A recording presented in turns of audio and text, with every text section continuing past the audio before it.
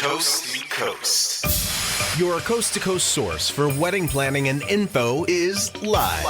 The WeddingZilla podcast. The WeddingZilla podcast. Everything and everyone you need to hear while planning your wedding. Or even just thinking about it. The WeddingZilla podcast. Featuring interviews and advice from some of the top professionals in the wedding industry. Connect. Facebook. Instagram. Connect on Facebook and Instagram. At The WeddingZilla. At The WeddingZilla. And even submit ideas for future episodes. Welcome to the WeddingZilla podcast. Hello. This is Wyatt Hill from Ventura, California, here with my friend DJ Matt Johnson from the Northern Virginia, Washington, D.C. market. How you doing, Matt? I'm doing excellent. Thank you. Just had a birthday yesterday, so I'm just moving on down the road here. My journey's continuing. So you're what, 23 again? Yeah, I'm somewhere around there. Yeah, that's what I kind of thought.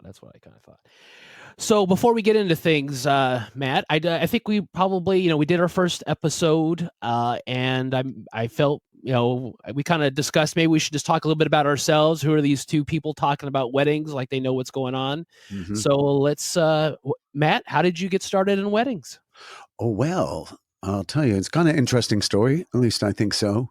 I didn't start out as a DJ. I actually started out as an entertainer. For years, I did here in the Washington, D.C., although I'm originally from New Jersey.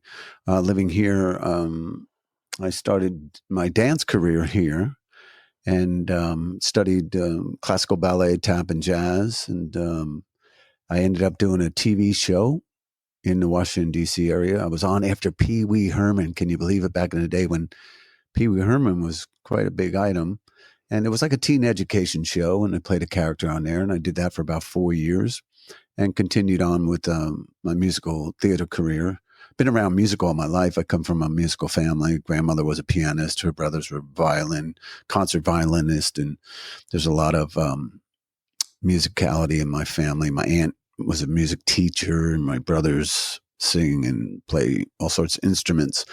So I was the one who really couldn't do anything, didn't play an instrument, didn't sing. And so, I began dancing and acting, and I moved up to New York and landed my first Broadway tour, actually, which was West Side Story. Phenomenal show.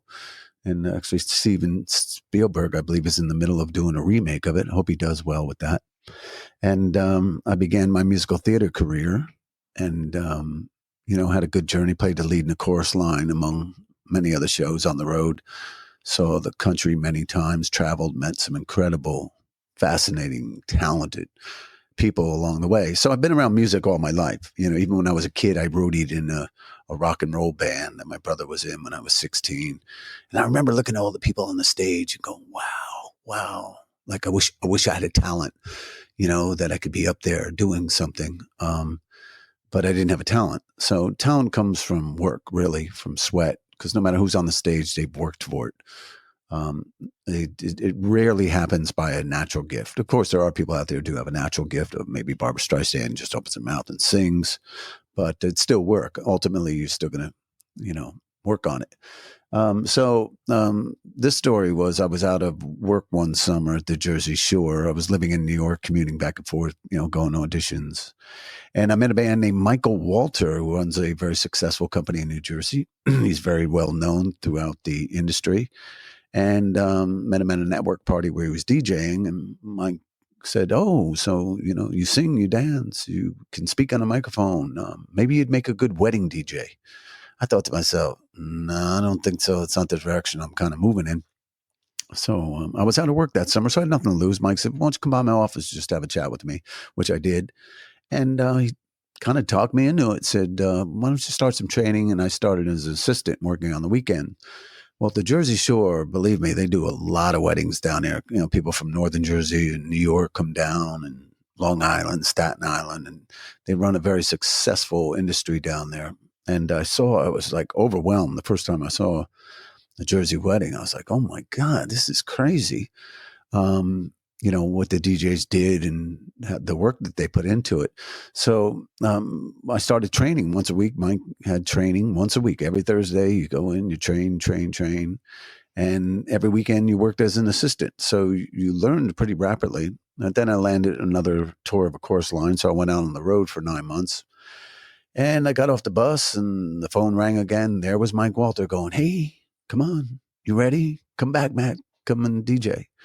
So I went through another brief training program just to kind of get the rust off, and started DJing weddings, and never stopped. Moved here to the Washington, D.C. area. And then one year I got a bug and said, I think I want to go to Vegas too. And I packed my bags, went to Vegas. I DJ'd some weddings there. Wasn't particularly happy with it though, for a number of reasons. Nothing against Vegas. Love you, Vegas. Love you, baby. But decided to come back. And I've been here and been DJing weddings ever since.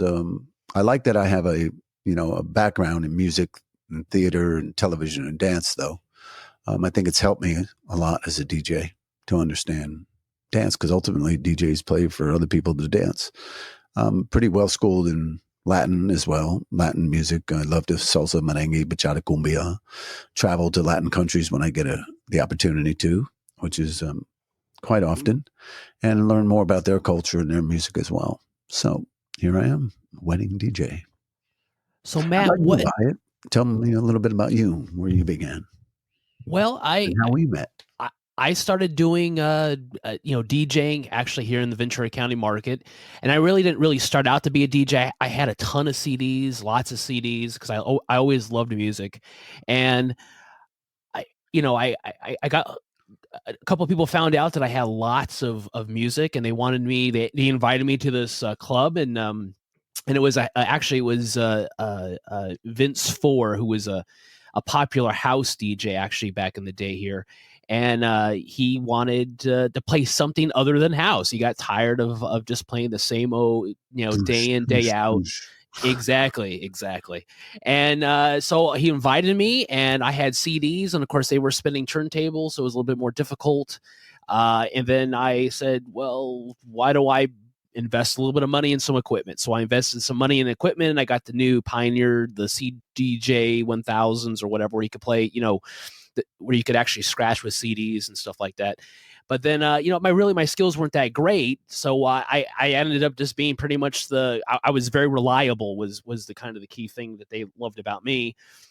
So I would provide equipment and set all the equipment gear up for clubs that they would wanted to perform at that kind of didn't have their own house systems, if you will, but we were regular there. So I would always, every Friday and Saturday night, set the gear up, and I would play, and in the beginning before the main DJ showed up, and then it come to a point where sometimes that main DJ was, let's face it, they were always late. So then again, I got to play a little bit more, and then before you know it, I was spinning in different clubs and stuff. But then my really the DJ thing is really my kind of my side hustle, if you will. Mm-hmm. So then I moved away, and I with the Navy. Wasn't in the Navy. I can't really say, take the cred for being in the Navy, because that's a completely different thing. But I worked for the Navy, and I actually run retail stores, for a living. And then I moved to the Washington D.C. market after being overseas, and I applied for something on Craigslist, because with doing DJ and weddings and stuff like that. And actually, I got paired up with you, Matt. I was your assistant for a year and a half. Yes, you did. And man, I honestly, I miss those times, because we really had a great time. And I would say out of my DJ career, that was pretty fun, because we actually had really good times, and we put out some great weddings. Yeah, we did. Knocked them out. And so I fell in love with doing weddings. So what I did was I kind of continued it. I kind of honed my skills as you suggested, and I actually got training from Mike Walter out of the New Jersey market too as well. I got some one-on-one training. Yeah, he's like everywhere. I mean, really, he's when it comes to training, he's definitely on top. Yeah, I think he has a twin brother out there just helping him do all the work that he does. Right. Well, now he also does that PhDJ, workshop, which we both went to with Joe Bunn. So Mike has certainly been a big influence in my career. And I think that's one of the things on our first podcast, we talked about training, And sometimes I don't think it, when you ask a DJ, how many weddings have you done? It's how many successful weddings have you done? Sure. And I think that's kind of the difference between, a great DJ and a so-so DJ. And you also hit one thing when you were speaking is you talked about entertaining. You were an entertainer first. Yeah. And I'm not saying, you're when you hire a DJ that you're hiring a comic or you're hiring, someone else. Hey, ladies and gentlemen, I am the DJ. It's nothing like that. I think it's more of, between music, between emceeing, between moving the party along, playing the right tracks at the right time, play selection, I think makes a big difference. And then one key factor, which I learned a lot from you on, is the ability to, there's people that are scared to get out there and dance.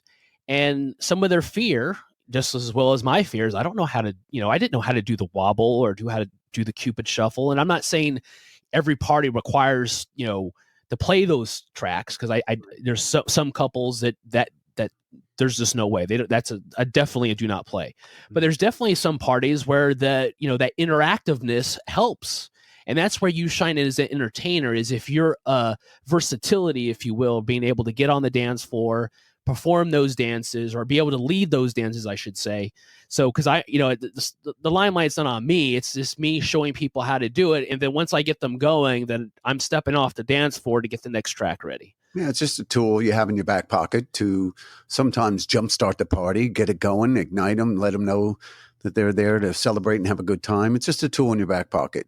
I've never understood some DJs that'll just say, I don't do something cheesy like that. It's like, well, first of all, I don't consider myself to be cheesy at all.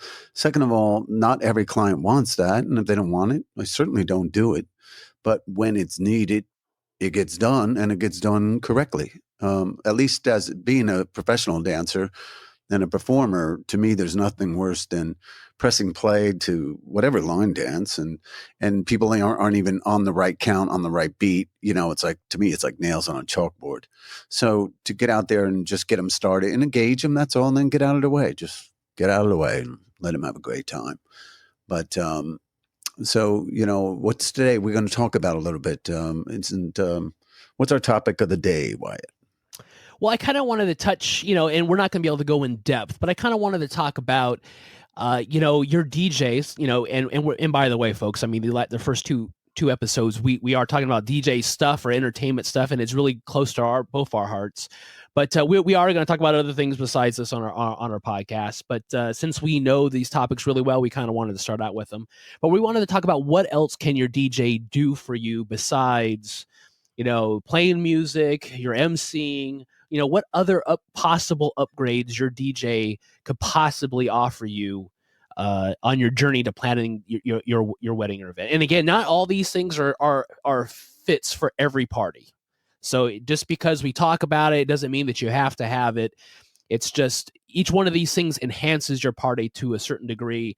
And I even talk to my clients as I'm talking to them, and I'm going through what their vision is of that evening or that day wedding or whatever your event is trying to give the best bang for their buck. What is going to give them the most out of it? Is that kind of what you do, Matt? Yeah, absolutely. We offer every upgrade, and I know you do as well. Photo booth, up lights, dance floor lighting, party props. Party props. Let's talk about party props for just a moment here. A lot of people think, oh my God, it's really cheesy, party props. Some people have that concept, and that's fine. You look at, if that's what you don't want. But I will say this, that I've never had party props at a party and people not want them. Now, maybe the bride and groom don't want them, and that's their prerogative. They are entitled to not want them or not like them. But when you know this as well as I do, that when you have them, they can't get enough of it. They just come up, grab those foam sticks, those little rings that glow, the neon necklaces, and they do some very creative things with them on the dance floor, and they enhance a party. Just remember, it's a celebration. It's a party. It's about fun. So people have fun with things, right? If you go to an amusement park, oh my God, I had so much fun. You had fun doing what? well, I was on the roller coaster and I went on the water slide. So you did something. It wasn't, you didn't stand there and just look at everybody. So when you have things that enhance a party, whether it's party props, dance floor lighting, photo booth, people cut loose at a photo booth. I've never DJ'd an event where there's photo booth where people didn't have fun. Even if they didn't dance a lot, where are they? Oh, they're over at the photo booth. So I think I understand that it's not in everybody's budget. I so get that. It's one of the reasons I don't drive a Ferrari. It's just not in my budget. Not yet, anyway. I'm working on it. I got to sell more party props. But Poor party prop. yeah, okay, that'll happen. So how'd you get your Ferrari, Matt? Oh, I sold more party props. I upsold a whole lot of party props. That'd be a whole lot of party props, wouldn't it? Oh, that'd be a lot of party props. Yeah. So, but I would say that everybody wants uplighting. They want it. Not everybody can, afford it in their budget, but they want it. Enhances any room. It can not even be a really great room, but it enhances it, by the color or, once the dance floor opens up, start playing with the color a little bit. But I think ultimately a DJ helps them with their vision. Ask them what their vision is. We shouldn't push our vision for their wedding on them. We need to listen to these newlyweds to be out there and listen to what they want, and then see what's in their budget and fill the gaps with what we have, as upgrades. And that's correct. And let's, for instance, since you brought up uplighting, for instance, now that I'm out here in California, I mean, my number one upgrade when I was in the Washington, D.C. market, specifically most of the weddings I did do on the East Coast is most of the weddings are indoors. So selling uplighting is almost, I mean, I think before I left, I think I was batting about 90% was how often I was selling uplighting. So when a couple didn't get uplighting, it was like, what, really? But I can tell you, being out here in California, there's lots of outdoor weddings, Mm-hmm. and the majority of my weddings are outdoors now, where uplighting is not the biggest, is not the thing. I mean, yes, I get to uplight a few trees now and then. I get to uplight some structures. Right, but you don't have that closed-in kind of square rectangle room to uplight the walls and the corners and maybe some pillars or some. No, I don't have the rave like that anymore. But what is very popular out here is lanterns. So I have an option for lanterns with rechargeable battery use that I put in. They're extremely bright compared to candles, and plus candles catch fire and my lights don't. But also string lights. String lights are huge, and trying to do color lighting with string lights, and you want that glowy effect underneath the stars. And I it's just really difficult sometimes to sell.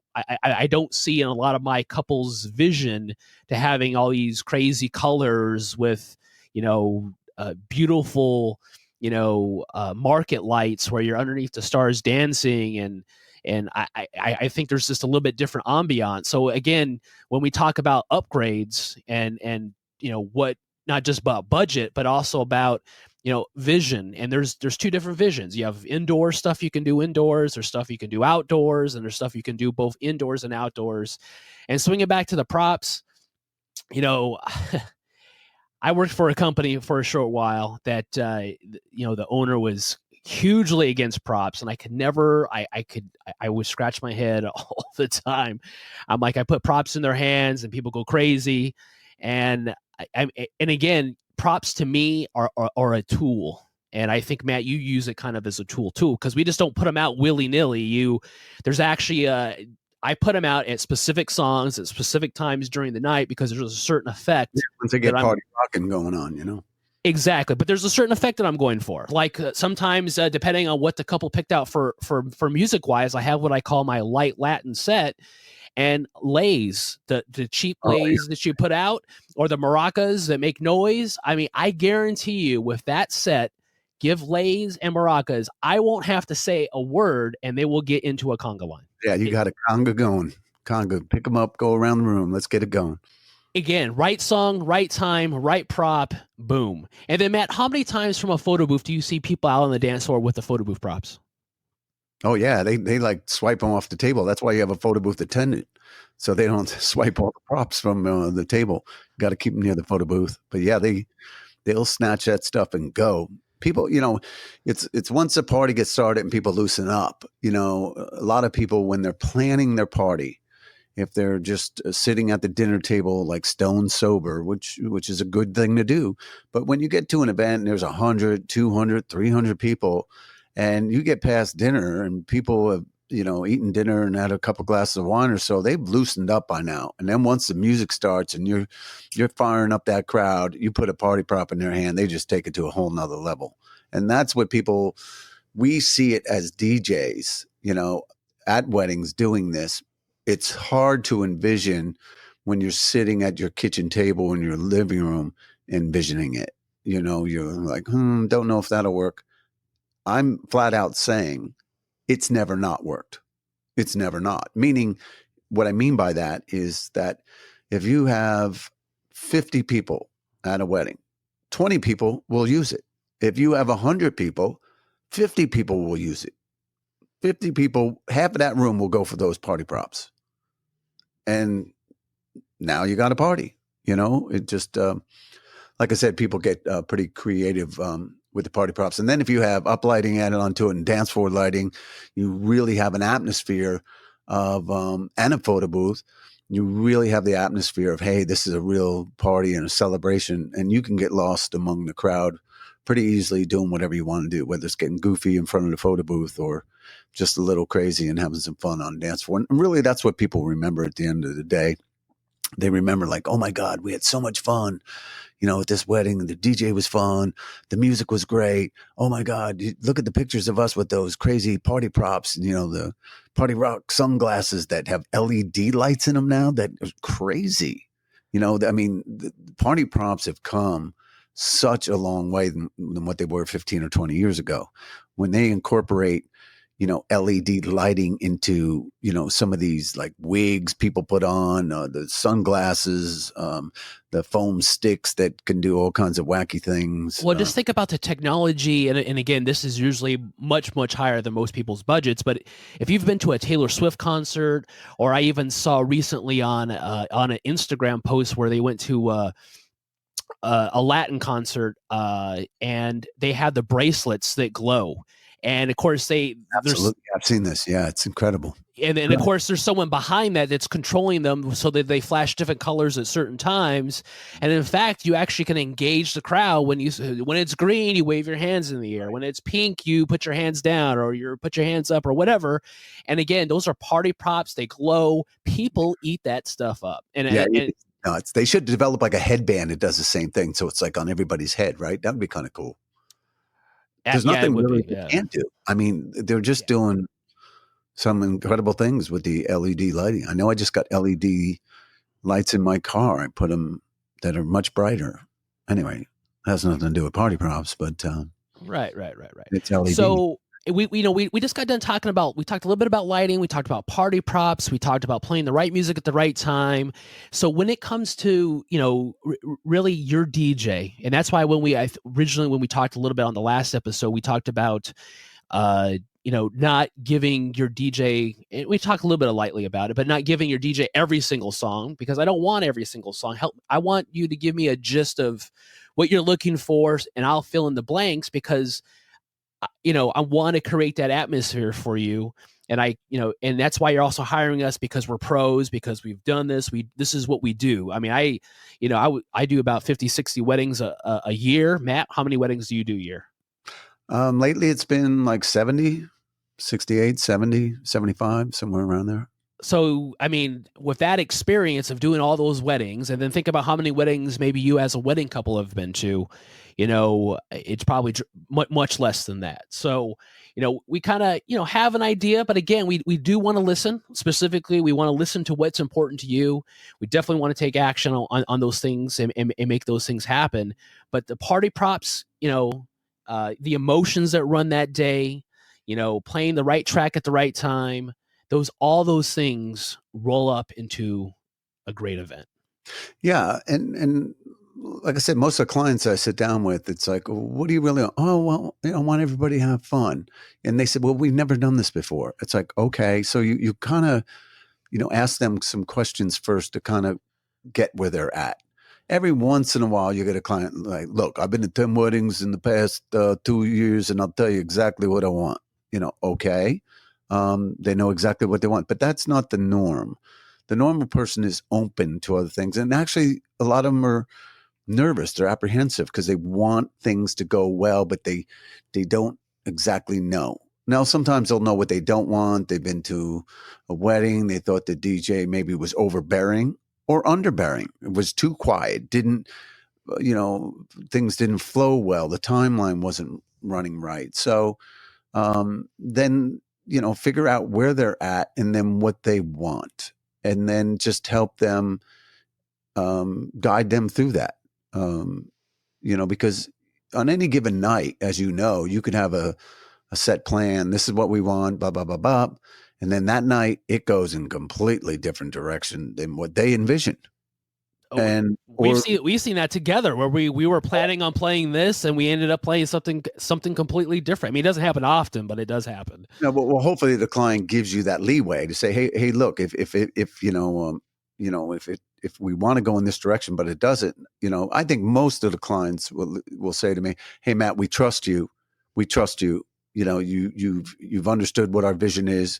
Give it your best shot. And if not, fill in the blanks and let it run. Just make sure everybody has a good time. And that I think I like best. Of course, I want to know what they like. I want to know what they don't like too, because I certainly don't want to drop tracks that would make them cringe or just something they don't want to hear on their special day. So, absolutely. But most couples I talk to, it's about wedding experience for their guests. I think most couples, when I do ask them, one of the questions we asked them on our planning forms is we talk a lot about different age groups. We talk about who's attending the party, and I think most couples, and Matt, you touched on this.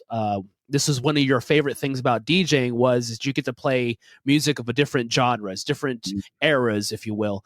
And I guess my goal as a DJ is not only to get one segment of people out of their seats. It's not just the young people. It's to get everyone hopefully out of their seats at least once that night. So again, touching by different music groups, and playing, the older stuff as well as the new stuff, playing, the party props, hopefully gets people hopefully in a comfortable spot, the photo booth, and obviously, the liquor help lubricating those people to loosen up a little bit.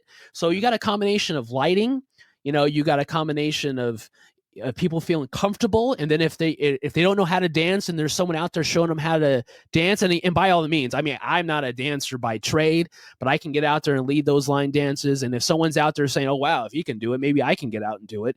It gets that one more person out of that chair and on the dance floor instead of being on their phone the rest of the night. And that's kind of my goal as a wedding DJ.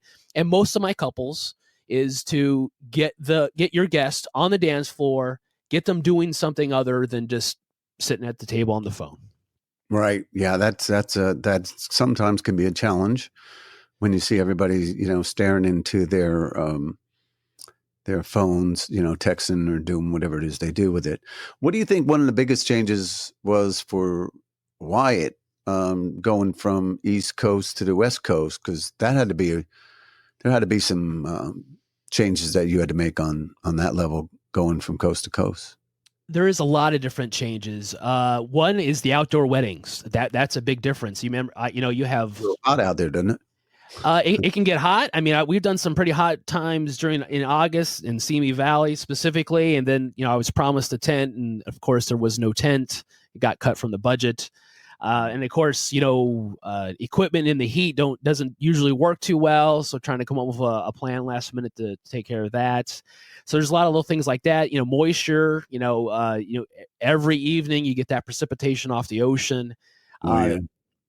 Wear and tear on the gear, sound ordinances, because you're outside. Most cities have sound ordinances. You can't go past 10 o'clock.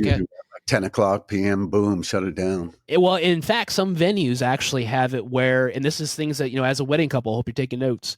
Some venues, I mean, when I plug in, to certain outlets and they designate the space, if you go over a certain decibel, and there's a little decibel meter on a post someplace, if you go over that decibel, it turns the power of your equipment off. Oh, wow. So wow, that make you change your ways pretty quickly. it does. So the sound thing is kind of a big deal. And if you have a couple who really wants that bass, well, I can tell you that bass ain't happening. So we had a client recently. This was, I think, last week, actually. It was sort of an indoor-outdoor place out in the mountains in Virginia. And they have a noise ordinance, and they will shut you down. Same way. You cannot bring a sub. You cannot bring a sub. So you need to know these things ahead of time, and that's all about calling your venue prior to going out there, especially if it's outdoors. So don't waste the time even bringing your sub, because that sub, those low notes really travel. Right. And then another thing is I work with a lot more wedding planners. I would say on the East Coast, because most places already have their venue coordinator or venue person that's already at the venue, and you work with that same person pretty consistently, so you get to develop that that kind of that relationship, that trust. What they can do, what they can't do. Where out here, I kind of work with a different wedding coordinator all the time, and sometimes I don't know how the barrier of entry for wedding planners is so easy. I mean, maybe I just don't understand. I don't get it. But it just seems like if you can work an Excel document, all of a sudden you can be a wedding planner. I don't understand how that's possible, but it is. And as a wedding DJ, I mean, there's just certain things. It's about transitions. It's about making one transition to the next thing. And sometimes some of the things that they come up with, it just makes me want to scratch my head. So they don't understand being behind the table. It's a different deal when you're behind it. I mean, to write something on paper and go, this is the way it's going to go down. And then the night of, you got maybe 200 people that have been drinking for 3 hours. Yeah. Good luck with that planning. They're really going to do what they want to do. And sometimes the only thing you can do is like a surfer being on a wave is just ride the wave. Don't fight it. Don't try and go against the current. That would be my advice. At this point, the best thing we can do is just ride it out, because you can't dictate to 100, 200 people after there's a point of sort of no return. Early on in the evening, my rule of thumb is all formalities. The further into your event you go, the less attention span you have of your guest. That to me is a golden rule. So get the formalities out of the way. The sooner, I think, the better. They don't have to be immediately, but once you get into the meat of a reception, if you're in the 2.5 hour mark and you got your dance floor packed and people have been drinking, it's going to go the way it goes. I wouldn't try and micromanage the people at that point. Absolutely. And like I said, some wedding planners have different strengths and weaknesses. And another reason why I work with an assistant, because sometimes, I mean, we'll be doing stuff. It's time to, if the couple opted to have a cake or, their first scoop, or to do any of these wedding kind of traditions, which are kind of slipping away a little bit. But if they want to do any of those things, all of a sudden, where's the planner at? Oh, they're gone. Where did they go? I don't know where they went. Then you got to find the photographer, because if you don't get it on video, or if I don't get a photo of it, it never happens. So that means I can't do it without them. But then having that assistant helps me break away and make sure either my assistant goes finds them, or I go find them while. So we can get that stuff kind of done. But again, there's certain people I enjoy to work with, and there's certain venues out here that when I was in Washington D.C., I'd never really had this kind of rule. But out here, there's certain venues. If I don't get hired with a specific wedding planner, then forget it. I don't want to do the job, because there's certain results that I want. I feel like every event I do is just as important as the next event I do, and I'm not willing to risk getting a low wedding score because for whatever reason. I want to do my very best at every single job, and deliver on my promise. That's what's important to me. Yeah, I think the one thing that is constant for every wedding reception is the DJ or band, or DJ, at least for us, I'm a DJ, so I'm speaking from a DJ's point of view, is that we're the constant. We're the ones either, emceeing, master of ceremony, or DJing. They don't know who the wedding planner, the guests don't know who the wedding planner is. They don't know who the caterer is. They don't know who the florist is. They don't know who the cake person is. We're the ones out in front and center. So we're the one constant. So to get back to what I think the topic is today, is for us to, divulge as much information to the clients that are getting married, and give them as much information and help them with the timeline, and give them the what I think is, maybe it's not a question of right or wrong. It's like, oh, if you do introductions, if you do your first dance after dinner, is it wrong? No, I don't think it's wrong, but I think it's a little more, I think it delivers a little bit more power when you do it up front, right initially, once you got the intros, because they're fresh, everybody's fresh. You got the wedding party up there. I think it's more effective is what I'm trying to say. Well, not to mention, but her makeup is fresh. Her hair is fresh. Right. She's she doesn't, if you're eating and you spill on yourself, I mean, to me, it's just knock that stuff out in the beginning, let your hair down, switch out your shoes, put on your flip flops or your chanclas, whatever you want to call them.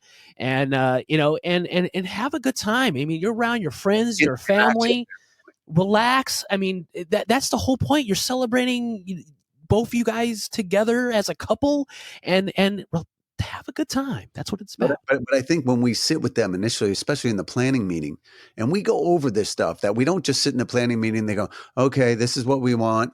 And you just go, okay. And you don't give them any feedback. You got to give them feedback, good, bad, or indifferent.